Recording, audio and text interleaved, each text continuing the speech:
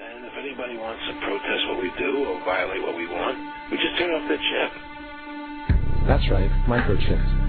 In 2005, Congress, under the pretense of immigration control and the so-called War on Terrorism, passed the REAL ID Act, under which it is projected by May 2008, you will be required to carry around a federal identification card, which includes on it a scannable barcode with your personal information. However, this barcode is only an intermediary step before the card is equipped with a very chip RFID tracking module, which will use radio frequencies to track your every move on the planet. If this sounds foreign to you, please note that the RFID tracking chip is already in all new American passports. And the final step is the implanted chip, which many people have already been manipulated into accepting under different pretenses. We have a Florida family who are really pioneers in a brave new world. They have volunteered to be the first ever to have microchip identification devices implanted into their bodies. After 9/11, I was really concerned with the security of my family. I wouldn't mind having something planted permanently in my arm that would identify me. In the end, everybody will be locked into a monitored control grid where every single action you perform is documented. And if you get out of line, they can just turn off your chip, for at that point in time, every single aspect of society will revolve around interactions with the chips. This is the picture that is painted for the future if you open your eyes to see it. A centralized one-world economy where everyone's moves and everyone's transactions are tracked and monitored, all rights removed. The most incredible aspect of all. These totalitarian elements will not be forced upon the people. The people will demand them. For the social manipulation of society through the generation of fear and division has completely detached humans from their sense of power and reality. A process which has been going on for centuries, if not millennia. Religion, patriotism, race, wealth, class, and every other form of arbitrary, separatist identification and thus conceit has served to create a controlled population, utterly malleable in the hands of the few. Divide and conquer is the motto, and as long as people continue to see themselves as separate from everything else, they lend themselves to being completely enslaved.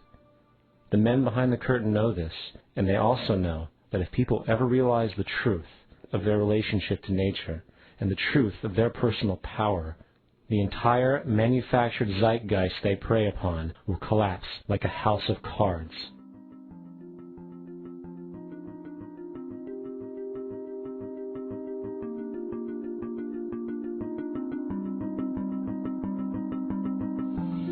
The whole system that we live in drills into us that we're powerless, that we're weak, that our society is evil, that it's crime-ridden, etc., and so forth. It's all a big, fat lie. We are powerful, beautiful, extraordinary. There is no reason why we cannot understand who we truly are, where we are going. There is no reason why the average individual cannot be fully empowered. We are incredibly powerful beings. You know, I think I spent 30 years of my life, in the first 30, trying to become something. I wanted to become good at things. I wanted to become good at tennis. I wanted to become good at school and grades and everything I kind of viewed in that perspective. I'm not okay the way I am, but if I got good at things, you realize that I had the game wrong. The game was to find out what I already was. Find out what I already was.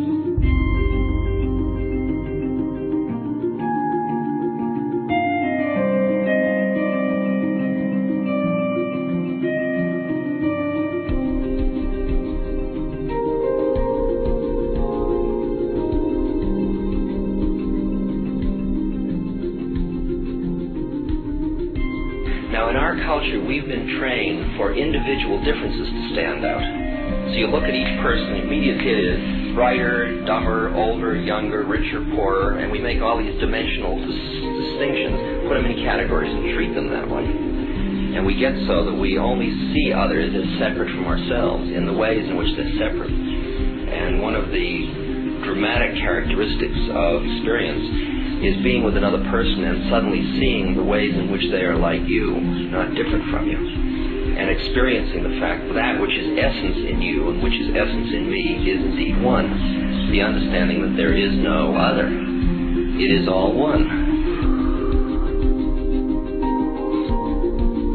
And I wasn't born Richard Albert. I was just born as a human being. And then I learned this whole business of who I am and whether I'm good or bad or achieving or not. All that's learned along the way.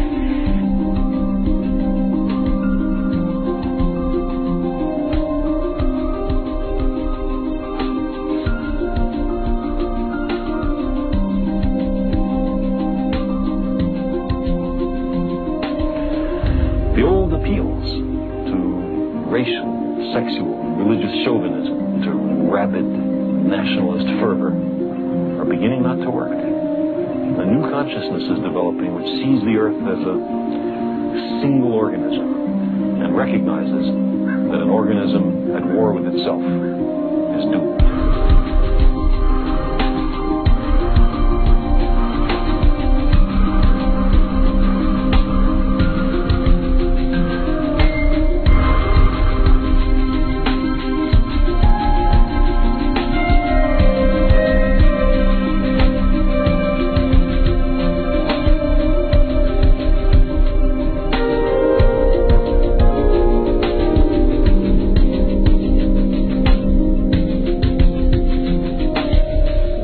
Bill Hicks used to finish his shows with this. Life's like a ride in an amusement park. And when you go on it, you think it's real, because that's how powerful our minds are. And the ride goes up and down and round and round. It has thrills and chills, and it's very brightly colored. And it's very loud, but it's fun for a while. Some have been on the ride for a long time, and they begin to question, is this real, or is this just a ride? And other people have remembered, and they come back to us and they say, hey, don't worry, don't be afraid ever, because this is just a ride. And we kill those people. Shut him up, I've got a lot invested in this ride. Shut him up! Look at my furrows of worry. Look at my big bank account and my family. This has to be real. It's just a ride. But we'll kill those good guys who try and tell us that. You ever notice that? And let the demons run amok? But it doesn't matter, because it's just a ride, and we can change it anytime we want. It's all in for choice. No effort, no work, no job, no savings of money. Just a choice right now between fear and love.